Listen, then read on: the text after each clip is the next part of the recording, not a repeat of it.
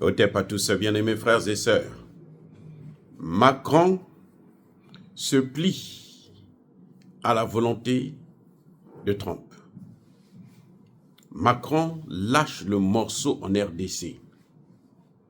Macron qui résistait, qui était le seul pays à vouloir faire le gros dos, à persister, à soutenir Kagame et à pousser, à encourager Kagame à, comment dirais-je, continuer à persécuter les Congolais, piller les matières premières du Congo pour livrer à Macron et aux autres. Cette fois-ci, Trump a tapé du poing sur la table. En fait, quand Macron est venu aux États-Unis, Trump lui a tiré des bretelles. Non seulement sur le dossier de l'Ukraine, mais aussi sur le dossier congolais. Parce que Trump avait déjà pris la décision selon laquelle on ne pouvait plus continuer à maltraiter les Congolais. Parce que lui, il a besoin des matières premières du Congo. Et que les autres qui sont là à faire le cinéma, à côté, à gauche et à droite, ils n'avaient qu'à se barrer. Donc Trump a demandé directement à Macron de parler avec Kagame, de dire à Kagame d'arrêter de faire ce qu'il est en train de faire. Eh oui, les amis. Trump a dit clairement, appelle-le, appelle ton petit là, appelle ton ami là, ton voisin là, ton idiot là, pour lui dire d'arrêter maintenant. Sinon, je vais vous sanctionner, vous tous les deux. Parce que quand c'est comme ça, en fait, c'est le plus fort qui gagne. Eh oui. Quand tu es l'intermédiaire d'un grand, on t'envoie en mission, tu réussis pas la mission, qu'est-ce que le grand va faire? Il va te taper toi. Il va punir l'autre aussi. Mais toi aussi, tu auras ta punition parce que tu n'as pas accompli ta mission comme il se devait.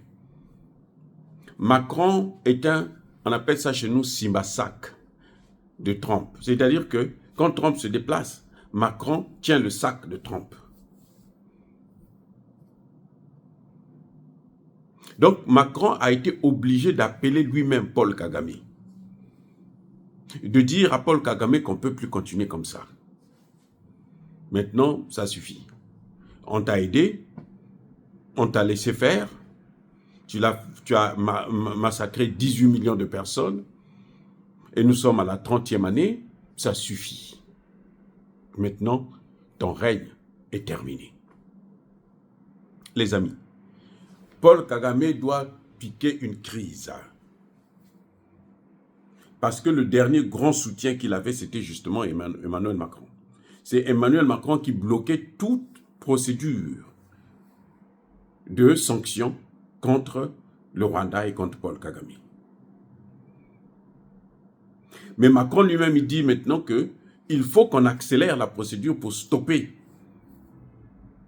ces accords qu'il y avait de vente des matières premières qui n'existent pas, bien sûr, au Rwanda, mais qui sont au Congo démocratique, que Kagame vient prendre par la force en massacrant des Congolais. Ce qu'on appelle les minerais du sang. Macron, cette fois-ci, dit, ça suffit. Paul Kagame,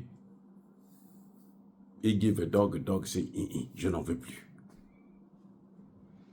Donc, Kagame est lâché de partout.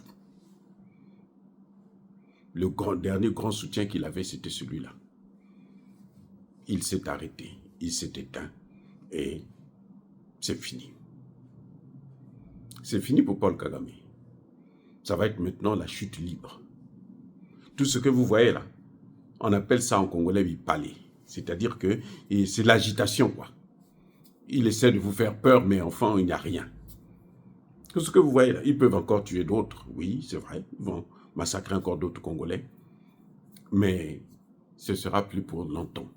Ces jours sont comptés. Ça va de soi.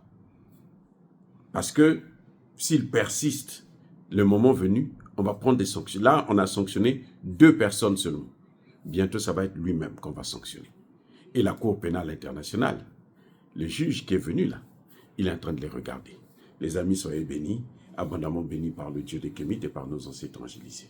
Mais que tous ceux qui persécutent le continent africain le pillent et le déstabilisent, qu'ils soient noirs, blancs, chinois, arabes, juifs, indiens, qui qu'ils soient punis, maudits, foudroyés, neutralisés, écrasés, effacés par le Dieu des Kémites et par nos ancêtres angélisés.